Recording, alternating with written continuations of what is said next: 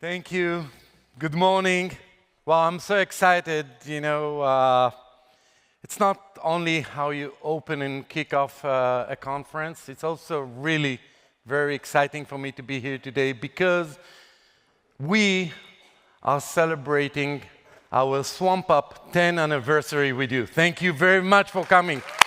Thank you for joining us. We have so much to share with you. And I need a clicker. Here it is. We have so much to share with you. We have wonderful news, wonderful announcement. I've met some of you yesterday. We did some betting of what JFrog is going to say on stage here. And I'm not going to take too much of your time because what you really want to see is our CTO session with all of the goodies that we prepared for you. But I want to share with you one thing that I hear lately more than ever, especially after Gen AI kind of blasted into our life. And what I hear is a question about developers. Do you think that we will see less developers in the future? By the way, this is the biggest swampUP ever we had. It's the 10th swampUP, but the biggest as well. And I'm being asked, will we see less developers or more? Is this world is changing? And I'm often being asked by some of you, is your job as a developer at risk? And the plain answer is yes, but only if you don't adapt. And what I'm going to share with you here today is what we collected from the leading bankers in the world, asking your bosses' bosses about their priorities, what they think about the future, how they see the future, not 10 years from now, but these days and the following years. And I'm going to share it with you here today because I think that when you wonder what adapting means, you really need to have a glance. You need to have a view into the boardroom. When your bosses' bosses, when the CIO, the CISO, the CTOs are sitting in the boardroom, what is it that they speak about? I wish they would speak about binaries, but to be honest, that's not going to happen. They don't speak about source code. They don't speak about JFrog. They don't speak about DevOps. What they really speak about is cost and predictability of cost. And especially in times like that, when macroeconomy is not that friendly. They speak about trust. They speak about trust, and they speak about terms like software warranty. Can we trust what's coming out from the developer keyboard all the way to our customer's hand? They speak about efficiency and productivity of you and your teams. And they speak about control. Do they or do they not have control on what's happening, especially now when we bring all types of machines that are involved in our software supply chain? Do they have the control of what's happening in the software supply chain pipeline? So don't take my word for these top 4 in mind, okay? Let's look at the survey. When they were asked, what is your top priority, this is what they answered. So the first question that we really like, that's a question that I see for the first time in a CIO survey, was, listen, if economy, God forbid, is going to get worse, what are you going to cut first? And the answer is almost obvious. The answer is headcount. 30% probably of my headcount is going away. If it goes worse, then hardware and then enterprise software. That's the priority that they answered. But you asked about something else. You asked about the priorities of your board members and how they see what we are creating for them. So you have to actually reflect a mirror question and ask, if everything stays as is, not in 2 years from now, not a year from now, what are going to be your priorities in 2024? And what we've learned from the surveys is that your managers, your organization, the board members are speaking about that. Gen AI, 27% more this year. Not in the future. Guys, this is our reality. We are not speaking about a vision here. 27% following enterprise software and obviously security, more and more security, and I'm speaking about 2024. So now you sit in the crowd and you say, well, okay, Shlomi, what does it mean for me? Because you just started with a very bold question of our job at risk and responsibilities and stuff like that. I think that what it really means is that you should own your own path. And the reason that we are all sitting here in a completely different schedule and a completely different content than what we had in the first swampUP is the reason that we evolved and we embark on a journey of updating ourselves and our skill set and aligning the people and the skill set to what the organization needs in the future. So if I may, humbly, I want to suggest the following. First, cloud, private cloud, public cloud, multi-cloud, hybrid environment.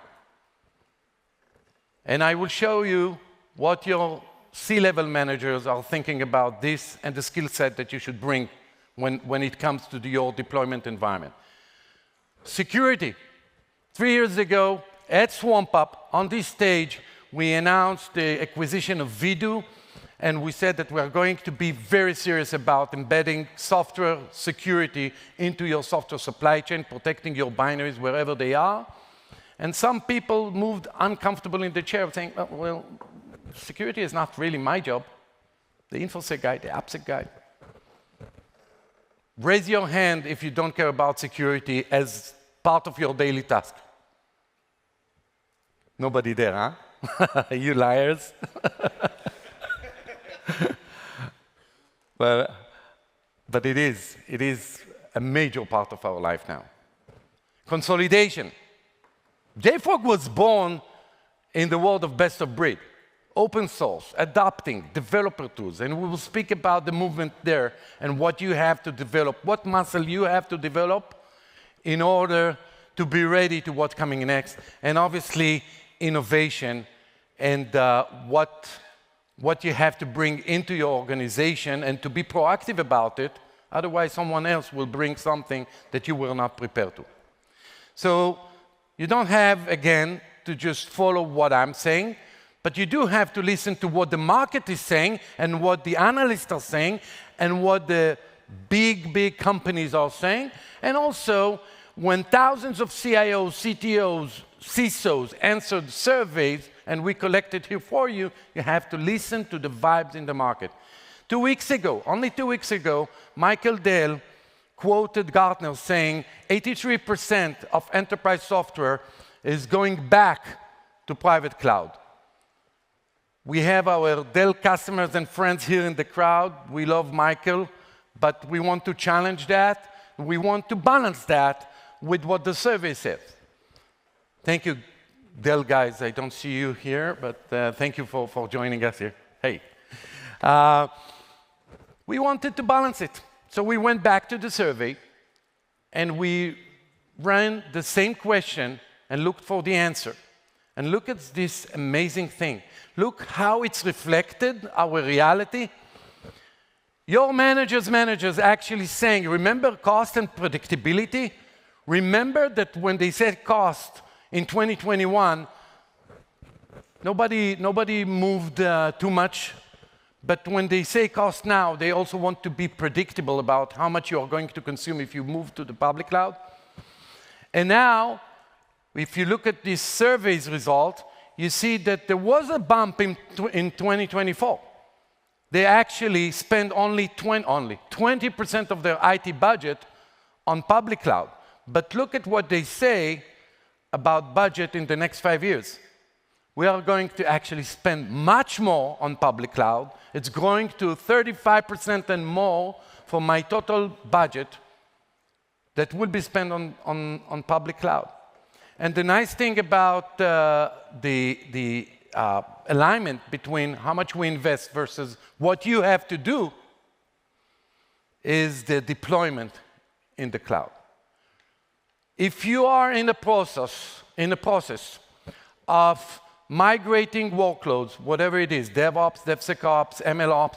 If you are in a process of migrating workloads to a public cloud, please raise your hand. That means that you also build some skill set, not only to have the same tool in a different environment, what it means to build a project like that. And we work with the world's biggest companies doing that with you, and it's a journey. It's not happening in a day. 56% of the people that answered the survey said, sorry, most of the people that answered the survey said that 56% of their workloads will be in public cloud by 2026. Let's move to security. Now, I'm not coming, those of you who know me, I'm not coming with the so what slide and kind of showing off with the color. I'm here to show you what happened since last swampUP, just last year. 1 year in the world of DevSecOps, what happened. And let me filter out what the surveys are saying about security and security adoption. This is what happened. This is top priority for your organizations. Cybersecurity, obviously. We're going to invest more. Almost 100%, 98% are saying we're going to invest more in cybersecurity. But there is a new budget line. There is a new budget line called AI security, MLSecOps. And you know why? Because your organizations are freaking out from adopting AI. They don't know what they bring in. They don't know what you build with. They don't know where it's going to be shared. They don't know if their IP is going to be violated. They don't know if they are violating someone else's IP, if it's curated, if it's not. What is this model? What do you mean Hugging Face? Who's hugging who? People are really stressed. And they invest a lot of money and fast in what you have to practice. And then cloud computing, very much related to my previous slide. And some of you might miss a new line here, which is BI and analytics. And why is that new, or why is that new to me, and we learn it from the survey? Because there is someone walking to your office and introduces himself and say, hi, nice to meet you. I'm Shlomi, I'm a data scientist. I own these models. You have to provide me with the services of serving these models. How we run them, how we test them, how we run them all the way to deployment, secure them, curate them. You have a new persona. You used to be the guy that supports developers, and now there is a new guy called data scientist that brings all type of assets into the organization, and we need to secure him as well. So if you look at what Morgan Stanley is saying, in 2024, top priority is not next year. Again, guys, this is today.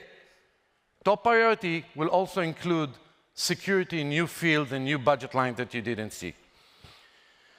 Last year, 1 out of 4 in this crowd would say, yes, I'm busy with tools consolidations around DevSecOps and DevOps.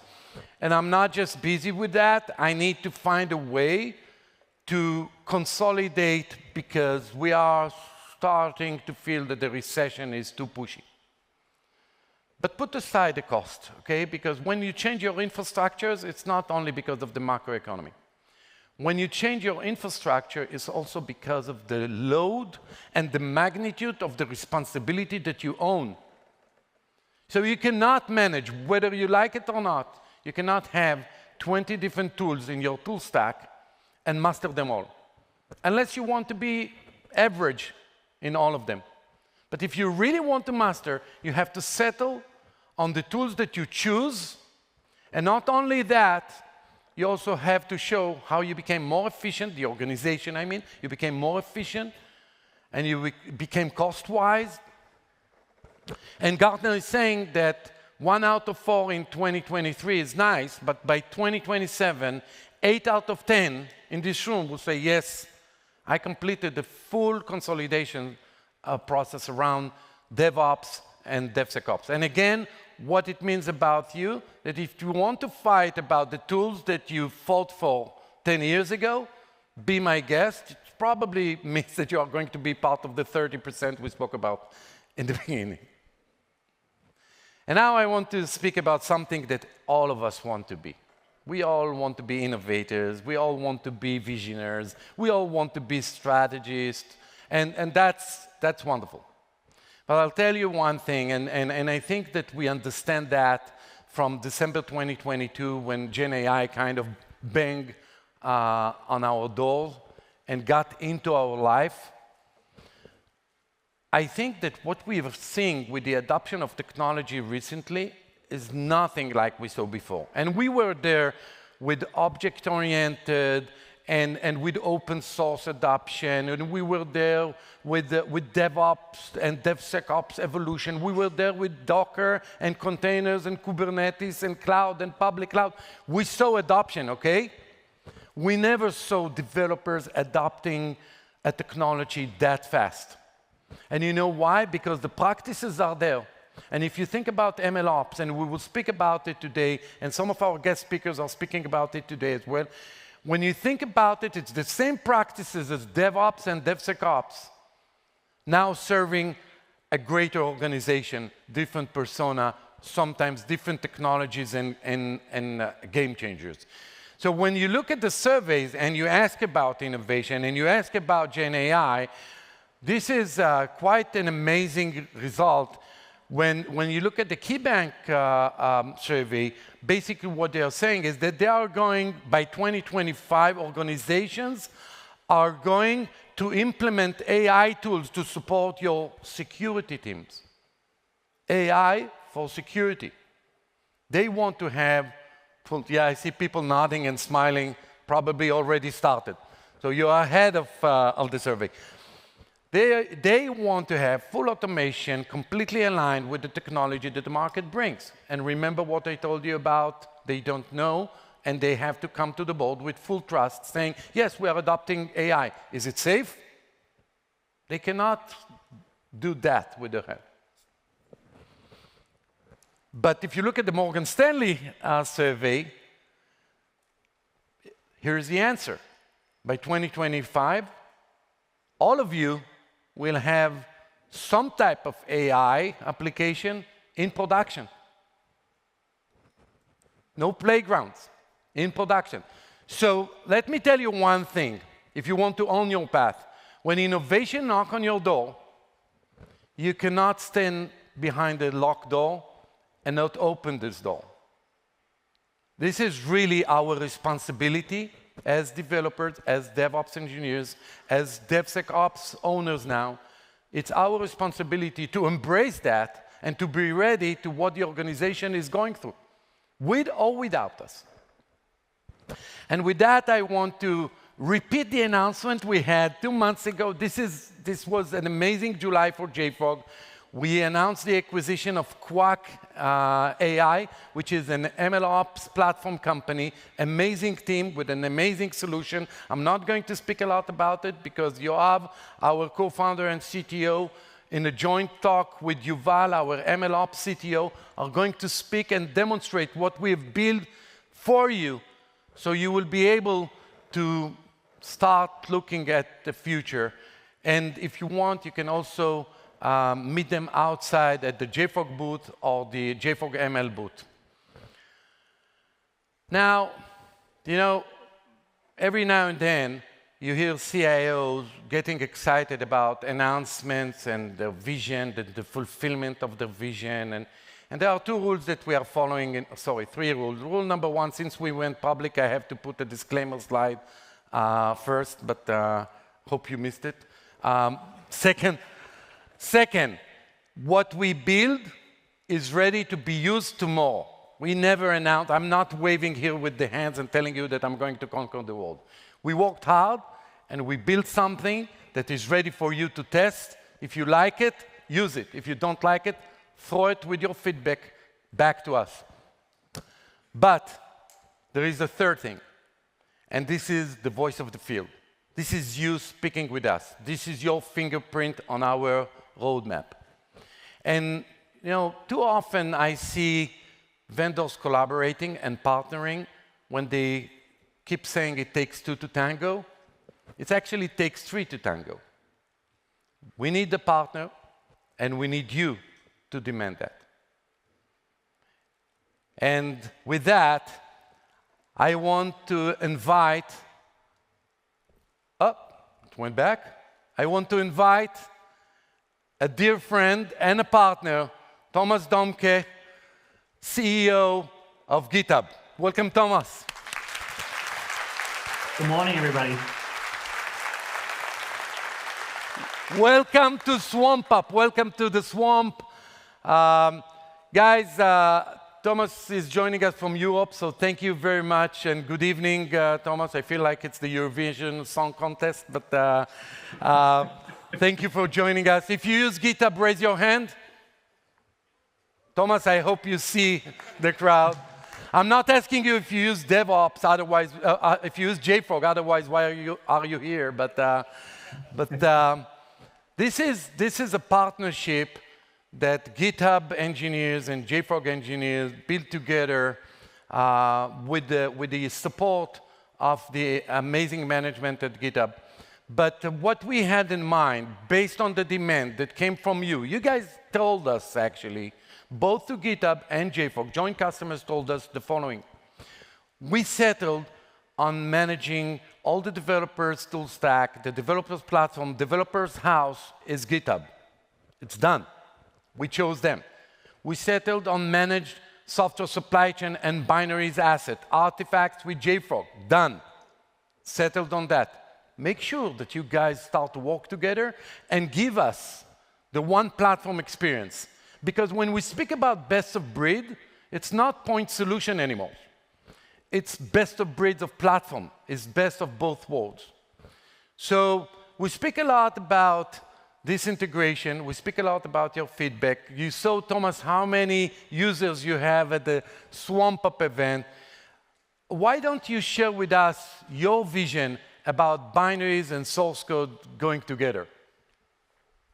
Yeah, Shlomi, thank you so much, first of all, for having me. And hello, everybody. It's so great to see you. I wish I could be here today or be there today and hug you, as Shlomi said earlier. But I'm over in Europe right now. Nonetheless, it's a great day. It's a sunny day. It's a great day to be partners with JFrog because that means great things will happen to developers. We're here to make developers, to make all of you happier through every phase of building software. As the volume of code continue to explode, developers, DevOps engineers, MLOps engineers, operations teams, security specialists, everybody who touches code is increasingly spending their time in the weeds and with lots of boilerplate code and all that stuff, right? And all the code eventually gets compiled into binaries, and that's where JFrog comes in. Together, we are building integration and traceability between source code and binaries, a unified view of security findings across the supply chain. Now, this doesn't only simplify governance, right, which is important for many of our joint customers, but more important to me personally, and I know to many folks at JFrog, is that enables you to manage code and manage binaries more efficiently on two of the most widely used developer platforms in the world. It helps you to battle the backlog and actually build, secure, and ship your code as fast as your own mind. To bring the creativity that we all have on day one of a new project, when our backlogs aren't so long, back to us, right? Like we're drowning in all that work, and on the 10th day of a project, only the first day is really the happy day. Now, together with JFrog, we let this lightning out of the bottle. And of course, we're bringing the power of JFrog to GitHub Copilot. ChatGPT, this moment that became the big bang of AI, is the most revolutionary thing in all my time as a software developer. And both Shlomi and I are getting old, so it's approaching 30 years. Intelligent machines are truly becoming our companion. They are great at answering lots of dumb questions, but even more so at the good question. And best of all, they never judge you like your coworker might, or how you might have thinking about your coworker. But the models that underlie ChatGPT and Copilot, by design, they do not have the latest knowledge. They don't know about anything within your company. They're trained over weeks and sometimes months on predefined data sets, So they can't answer what the latest version of, log4j is. And that's where grounding comes in. That's where the process of connecting the model with external data sources, something like JFrog's Copilot extensions, is so crucial. Now you can ask Copilot about your packages in Artifactory, about your internal processes and configuration, about your engineering system that almost always is specific to your company. And this is just the beginning. We couldn't be more partner with JFrog to continue integrating, innovating, and generating new solutions together to bring back the joy of building software for every developer in every team, in every organization on the planet. Thank you, Thomas. I have a follow-up question. You mentioned Copilot, and when we designed the partnership with GitHub, we thought about three tiers. Tier number one, make sure that platform to platform, we have a seamless, it's more than integration. This is almost a native way of working with two platforms as one. Platform to platform on the infrastructure level, SSO, DevOps to DevOps, source code to binaries, make sure this works seamlessly.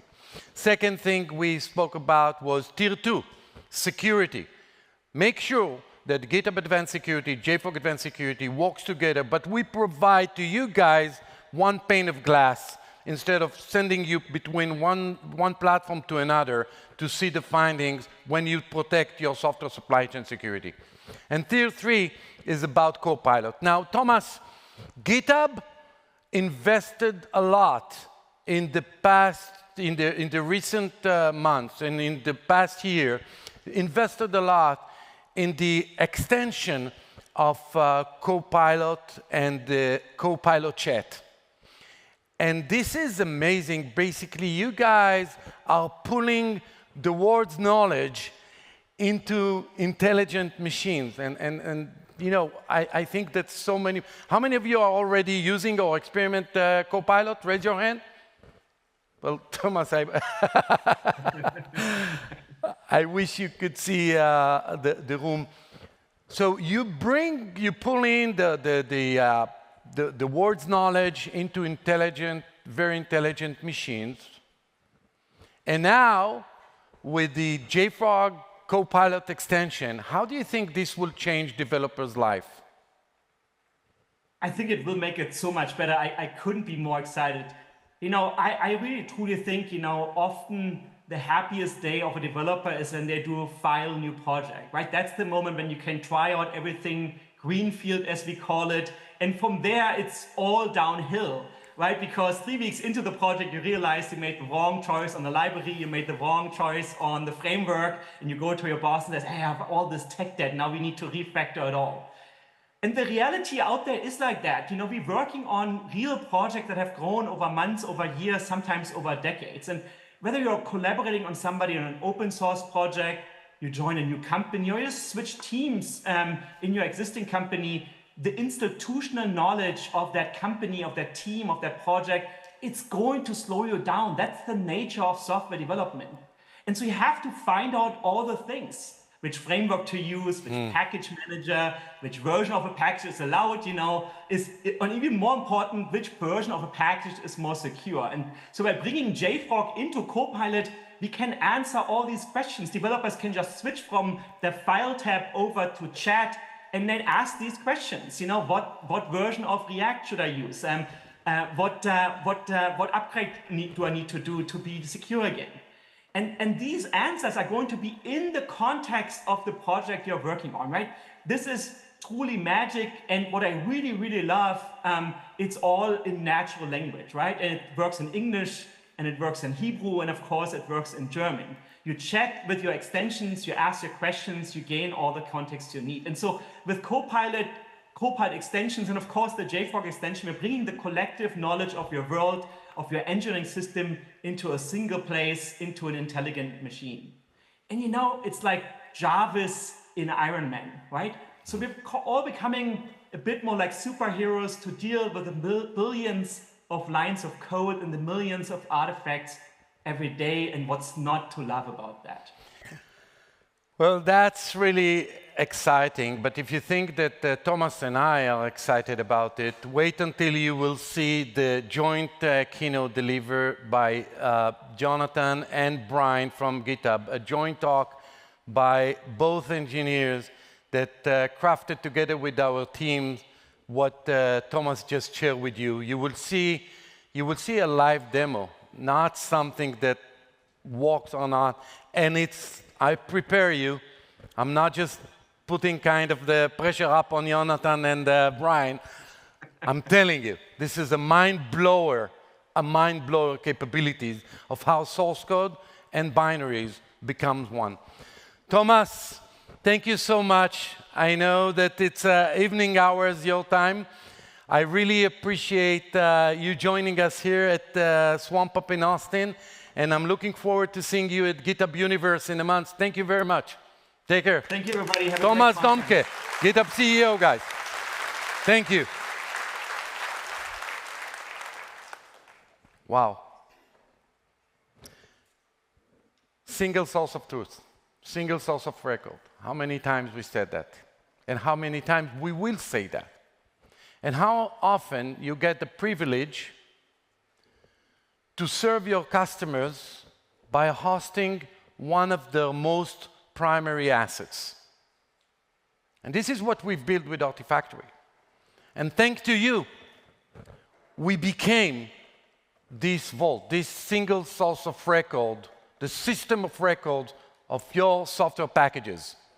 With the universality approach, supporting all type of packages, and now models, with the too integrated to fail philosophy that we said, we will give you the freedom of choice. You use whatever you want to use. We will support you. We scale to infinity with what you guys built together with us. Yesterday, I spoke with the guys from Cisco, and we spoke about millions of artifacts being served by Artifactory. Where are the Cisco guys? Where are you? And they had this smile, almost like my father's smile when I was trying to show off on something and say, oh, yeah, we just crossed the 300 million artifacts at Cisco. So speaking about scale, is this enough? Like the sky is the limit. If you own that, you can build security on top of it, MLOps on top of it, so many things. Is this enough? Wake up, Swarm Power. Is this enough? No, it's not enough. Is it enough? No. Thank you. So I'll ask you a question. Who is the most impactful company in the world of AI? Are you guys, you need more coffee? Is it a budget issue, or you want us to fuel you with more coffee? Who is the most impactful company in the world of AI? Say it loud. Nvidia. Okay. So we have this for you. In the past months, we worked hard, again, fueled by your demand, to collaborate with Nvidia and build integration between the JFrog platform and Nvidia NIM models. And this was born on this stage last year. We announced the integration with Hugging Face, and we said Artifactory can now proxy Hugging Face and become your model local registry. And what we started to hear from customers, some of them are sitting here in the crowd, but what happened if I cannot trust an open source model and I need something that is more enterprise grade, I need something that is more secured, and when it's come to GPU optimized models, I need Artifactory to natively support Nvidia. And when we started to collaborate and co-engineering with Nvidia, we thought about the same experience as you have with all other packages natively in Artifactory, X-ray, curation in the JFrog platform.